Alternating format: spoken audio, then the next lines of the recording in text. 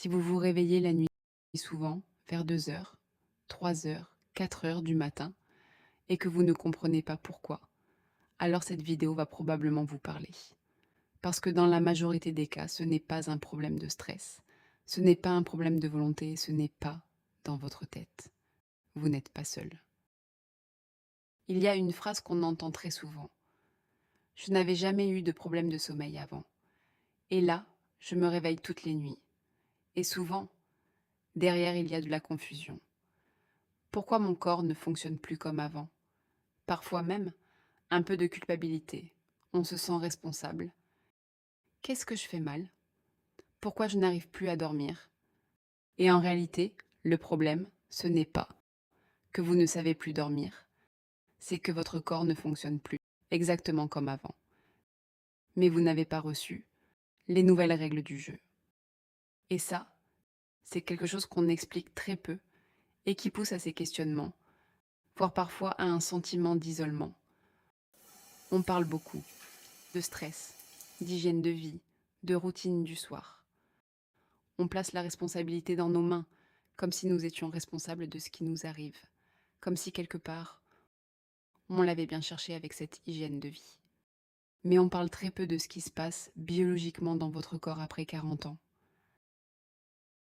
À partir de la périménopause, qui peut commencer aux alentours de 40 ans, voire même avant, les hormones commencent à fluctuer. Auparavant très stables, elles oscillent maintenant, sans logique particulière. Et ça change tout. C'est notamment le cas des œstrogènes et de la progestérone. Ces hormones sont surtout connues pour leur rôle dans la reproduction, mais elles jouent sur bien d'autres plans. Elles ont un impact direct sur votre cerveau, votre système nerveux, votre capacité à rester endormi. Et ça, c'est essentiel de le comprendre.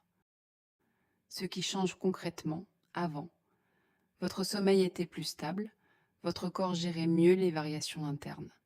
Après 40 ans, votre système devient plus sensible, car plus instable et donc plus réactif. Le rôle du cortisol. Le cortisol, c'est l'hormone de l'éveil.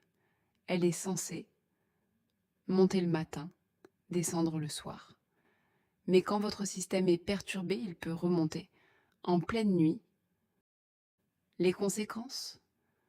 Votre corps se met en état d'alerte. Votre cerveau s'active et vous vous réveillez, sans raison apparente. Et c'est là que ça devient un cercle vicieux.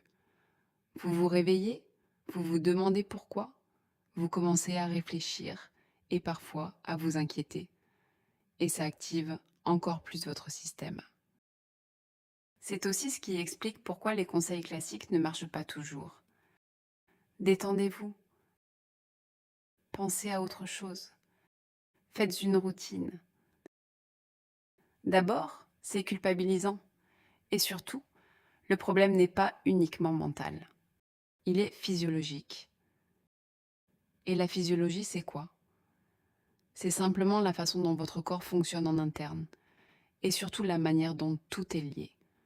Hormones, cerveau, sommeil, stress. Pour maintenir un certain équilibre. Donc, quand un symptôme apparaît, il ne vient presque jamais d'une seule cause, mais de plusieurs mécanismes qui interagissent entre eux. Et c'est aussi pour ça que les femmes ne vivent pas toutes exactement la même chose. Et ça change tout. Parce que ça veut dire que vous n'avez rien raté, vous n'êtes pas devenu plus fragile, vous n'avez pas perdu votre capacité à dormir, votre corps fonctionne différemment. Ça y est, vous commencez à comprendre, et on l'espère, à déculpabiliser et vous sentir moins seul. On va rester simple, parce que l'objectif ici, c'est de donner du sens. Comprendre ce qui vous arrive, c'est déjà reprendre un peu de contrôle. Mais ça implique quand même 3 choses importantes qu'il faut comprendre. 1. Arrêtez de lutter contre le réveil. Plus vous résistez, plus vous vous énervez, et plus vous activez votre système nerveux. Et c'est exactement ce qui empêche le corps de se rendormir. 2. Ne pas interpréter immédiatement. Ce n'est pas forcément du stress, ni un problème psychologique. Non, Ça ne vient pas forcément de vous, ni de ce que vous faites mal. Donnez-vous le droit d'explorer une autre piste. Et si mon corps était simplement en train de changer?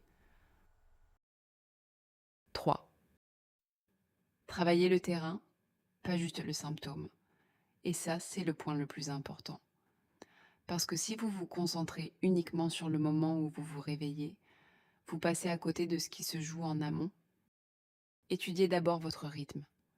Si votre corps ne sait plus clairement quand être éveillé et quand ralentir, le sommeil devient plus instable.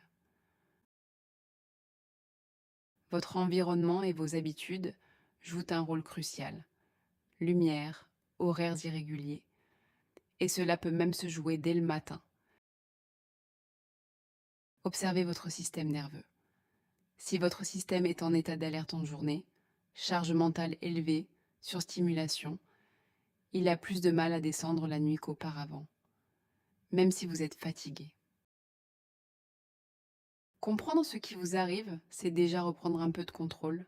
Si vous vous êtes reconnu aujourd'hui, on a écrit un article beaucoup plus complet, où on détaille les mécanismes et comment adapter votre stratégie. Le lien est juste en dessous. Et dites-nous en commentaire ce qui perturbe le plus vos nuits. Abonnez-vous. Et n'oubliez pas, vous n'êtes pas seul.